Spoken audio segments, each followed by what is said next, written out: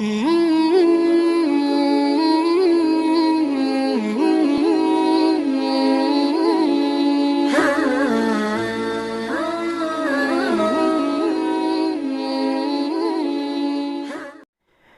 कोई शख्स अपने हाथ में अंगूठी पहना हुआ हो तो उसको ज़रूरी है कि वो अपनी अंगूठी को इस तरह हिला ले, और अगर अंगूठी टाइट ना हो, हल्की हो, आसानी से उतार सकता है, तो उसके लिए ज़्यादा बेहतर ये है कि वो अपनी अंगूठी को उतार ले, उसके बाद अपने हाथ को धोए। और बसा औक़ात होता ये है कि ख़वातीन जब आटा गूंथती हैं, आटा गूंथने के बाद फिर वो वज़ू बनाती हैं, तो कुछ आटा उनके उंगलियों में फंस जाता है और बाकी रहता है या नाखून के अंदर चला जाता है और सूख जाता है।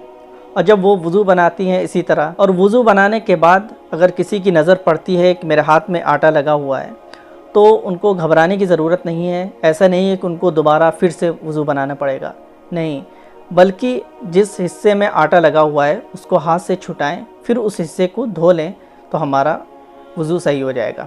इसी तरह अगर किसी शख्स के हाथ में फेविक्विक लगा हुआ है तो उसको भी चाहिए कि वो छुटा ले। अगर किसी को याद ना पड़े, बाद में वज़ू बनाने के बाद याद आता है, तो फ़ौरन उसको छुटा करके उस हिस्से को धो लें। और इसी तरह एक मसला और है, बाज़ हज़रात वज़ू के दौरान कुछ हिस्से धोना भूल जाते हैं, जैसा कि चेहरा धोना या अपनी कुल्ली करना, नाक में पानी डालना, कुछ भी भूल जाते हैं, और वज़ू बनाने के बाद याद आता है कि मैं इस हिस्से को धोना भूल गया था।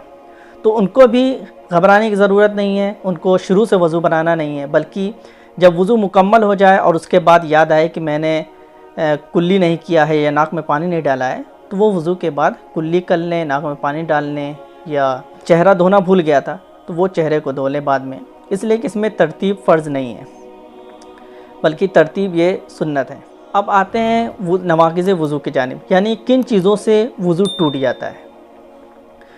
जैसा कि हम सभी लोगों को मालूम है कि बदन के किसी भी हिस्से से अगर गंदगी निकलती है, चाहे वो पेशाब हो, पखाना हो, तो इससे वज़ू टूट जाते हैं। इसी तरह हवा खारिज हो जाए, हवा निकल आए कहीं से भी, तो उससे भी वज़ू टूट जाता है। और इसी तरह अगर किसी शख्स ने उल्टी की, मुंह भर कर कै कर दी, तो उससे भी उसका वज़ू टूट जाएगा।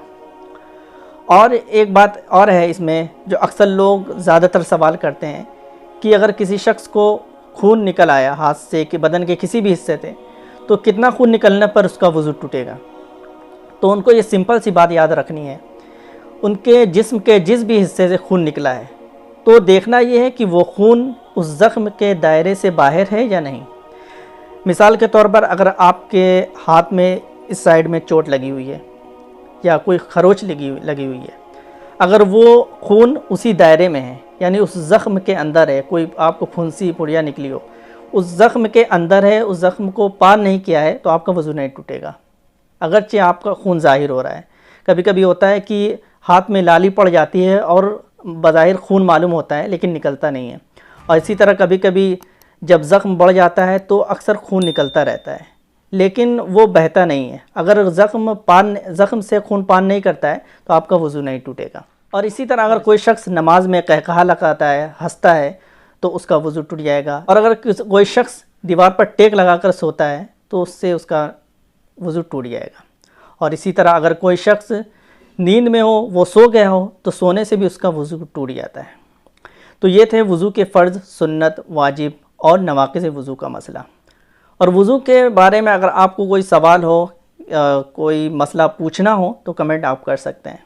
अल्लाह तबारक व तआला हम तमाम लोगों को दीन की सही समझ अता फ़रमाए। अस्सलामु अलैकुम व रहमतुल्लाहि व बरकातहू।